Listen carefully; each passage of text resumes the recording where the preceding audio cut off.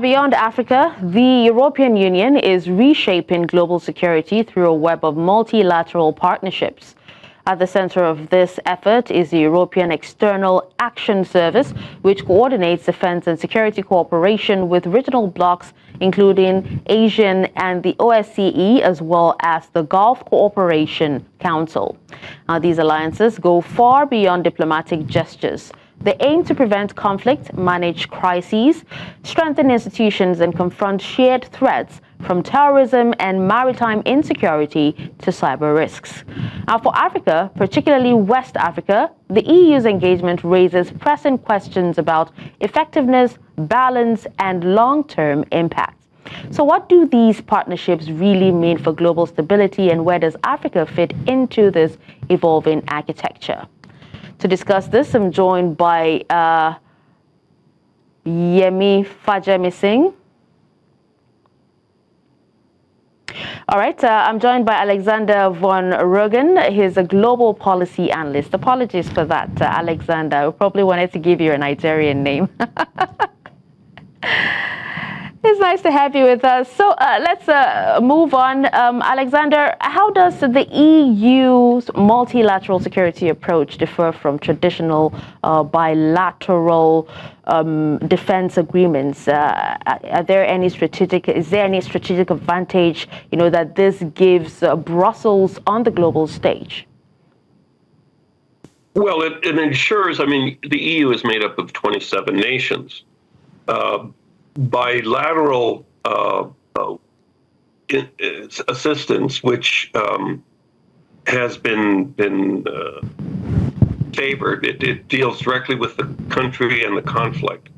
Multilaterally brings other support mechanisms into play post-conflict. They could be in the form of humanitarian support, also programs that are geared to prevent the problem or the conflict from arising in the first place.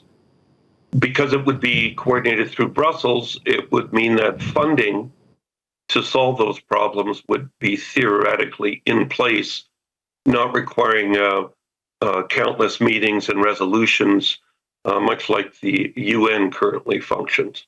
In practical terms, how effective has EU support been in strengthening, peace, conflict, prevention, and also crisis management in regions like West Africa?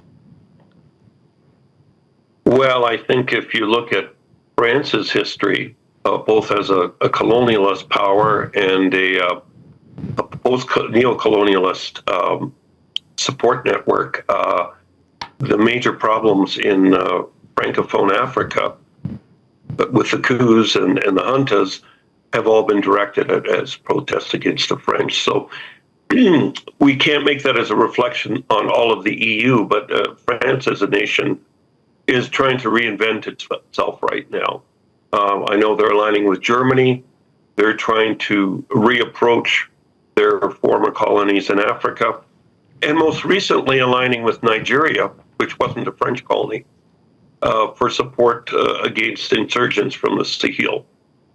Ironically, it was France that was kicked out of the Sahel by the three recent juntas in Burkina Faso, Niger, and Mali. They've now aligned themselves with the Russians, the Africa Corps, to protect themselves from insurgents. I don't know how that decision is going to fare on the long term, but it's a decision that's been made on the short term. It has thrown ECOWAS in a bit of a turmoil.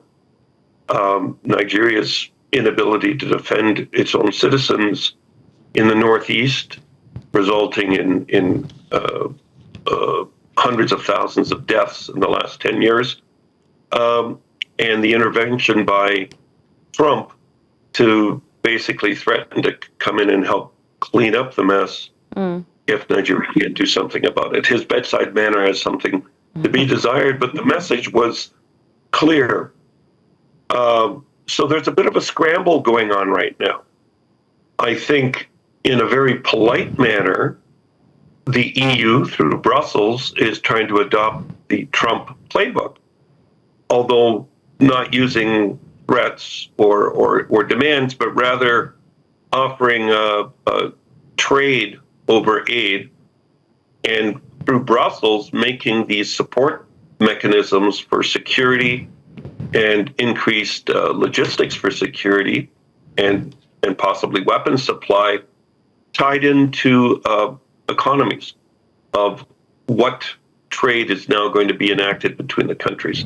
You have to understand Europe is distinctly different than Asia, China, Russia, or America. Okay. They have to do migration management. They've had an influx of migration from North Africa, which has overwhelmed them. They need to diffuse that situation. And they realize unless they help on the continent of Africa, the problem is not going away. So I think they're reinventing themselves in their approach as well. Africa has to get away from this neo-colonialist mentality that anything from Europe is a threat. It's not, unless it's structured incorrectly. So I think there's a learning curve that everyone's going through now. And at the end of the day, we have to look at a formula where the whole becomes greater than the sum of the parts. It has to be a win-win situation. What are Europeans' agendas? They want to manage migration. They want to have geopolitical competition at the largest market on the planet. They want their rule-based agendas throughout the world so that we have common rule of law regardless of what country you're from. And they have their green-based initiatives which rely heavily on African resources for both batteries and semiconductors. So how do you harness that in exchange for security and assistance? Okay.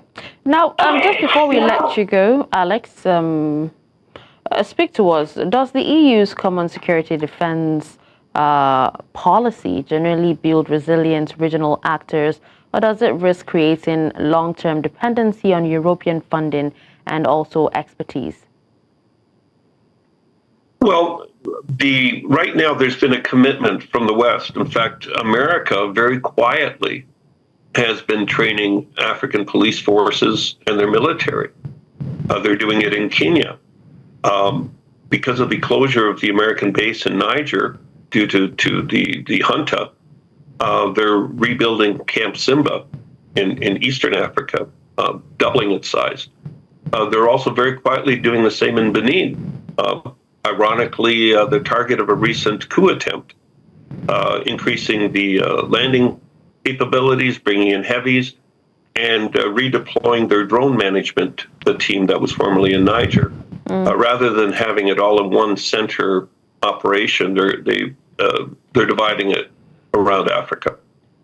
So the Europeans want to do the same thing in terms of training forces and assisting this way. Now, that goes for long-term self-management in Africa.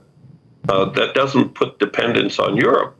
But when you train troops and you supply them, and they're used to using your weapons, there's an alliance that's created there of continued commerce. And I think that's what everybody's looking for. Aid actually creates dependence.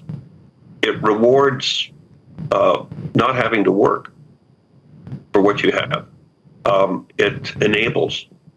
Whereas trade creates commerce on both sides.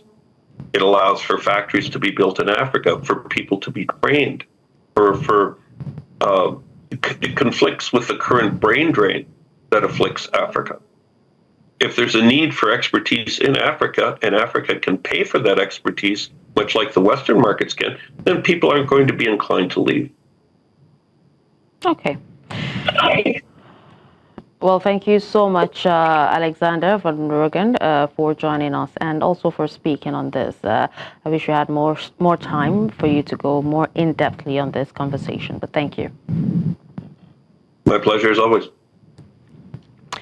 Well, as the European Union deepens global security partnerships, Africa's own crises, that's from militant offensives in the Sahel to Sudan's fragmentation, raises urgent questions about whether these alliances can deliver stability on the ground. But with Russia and China expanding their influence, the EU's role in Africa is being tested like never before.